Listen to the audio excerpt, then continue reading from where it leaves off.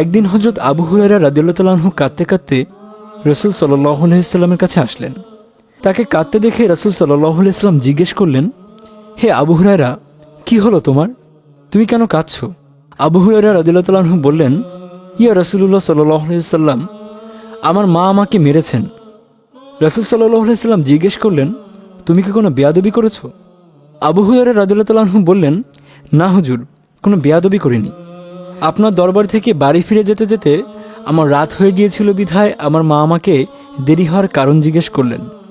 আমি আপনার কথা বললাম।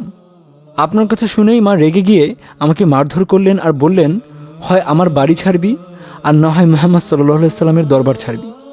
তখন রাসূল সাল্লাল্লাহু আলাইহি সাল্লাম বললেন, তোমার মা তোমাকে মেরে বাড়ি থেকে বের করে দিয়েছেন আর এজন্য আমার কাছে নালিশ করতে এসেছো? আমার তো এখানে কিছুই করার নেই। আবু হুরায়রা রাদিয়াল্লাহু তাআলা আনহু বললেন, হে রাসূল সাল্লাল্লাহু আলাইহি ওয়াসাল্লাম, আমি আমার মায়ের জন্য কোনো নালিশ নিয়ে আপনার কাছে আসিনি। রাসূল সাল্লাল্লাহু আলাইহি ওয়াসাল্লাম বললেন, তাহলে কেন এসেছো? আবু হুরায়রা রাদিয়াল্লাহু তাআলা আনহু বললেন, আমি জানি আপনি আল্লাহর নবী। আপনি যদি হাত উঠিয়ে আমার মায়ের হেদায়েতের জন্য দোয়া করেন তাহলে নিশ্চয়ই আল্লাহ আমার মাকে হেদায়েত দান করবেন। রাসূল সাল্লাল্লাহু আলাইহি ওয়াসাল্লাম তখন হাত উঠিয়ে আল্লাহর দরবারে দোয়া করলেন, হে আল্লাহ, আপনি আবু হুরায়রার মাকে হেদায়েত দান করুন। রাসূল সাল্লাল্লাহু আলাইহি ওয়াসাল্লামের এমন দোয়া শুনে সাথে সাথেই আবু হুরায়রা রাদিয়াল্লাহু তাআলা আনহু বাড়ির দিকে দৌড় শুরু করলেন। তাকে এভাবে দৌড়াতে দেখে কয়েকজন সাহাবী রাদিয়াল্লাহু তাআলা আনহু পেছন থেকে তার জামা টেনে ধরলেন এবং জিজ্ঞেস করলেন, হে আবু হুরায়রা, তুমি এভাবে হন্যে হয়ে দৌড়াচ্ছ কেন? তখন আবু হুরায়রা রাদিয়াল্লাহু তাআলা আনহু বললেন, ওহে সাহাবীগণ, তোমরা আমার জামা ছেড়ে দাও, আমাকে যেতে দাও। আমি দেখতে চাই আমি নাকি আল্লাহর রসুলের দোয়া কে আগে বাড়িতে পৌঁছাতে পারে। একথা বলেই আবু হুরায়রা রাদিয়াল্লাহু তাআলা আনহু আবার দৌড়াতে শুরু করলেন। বাড়ি পৌঁছে হযরত আবু হুরায়রা রাদিয়াল্লাহু তাআলা আনহু দরজায় করাঘাত করতে লাগলেন। ভেতর থেকে তার মা যখন দরজা খুললেন তখন আবু হুরায়রা রাদিয়াল্লাহু তাআলা আনহু দেখলেন তার মার সাদা চুল বেয়ে বেয়ে পানি ঝরছে। আবু হুরায়রা রাদিয়াল্লাহু তাআলা আনহু তার মায়ের কাছে চুল বেয়ে পানি ঝরার কারণ জানতে চাইলেন।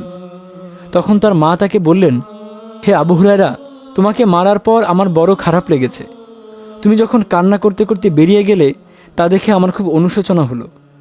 আমি মনে মনে ভাবলাম, আমার ছেলে তো কোনো খারাপ কাজ করেনি, কোনো খারাপ জায়গায় যায়নি, তবুও আমি তাকে কেন মারলাম?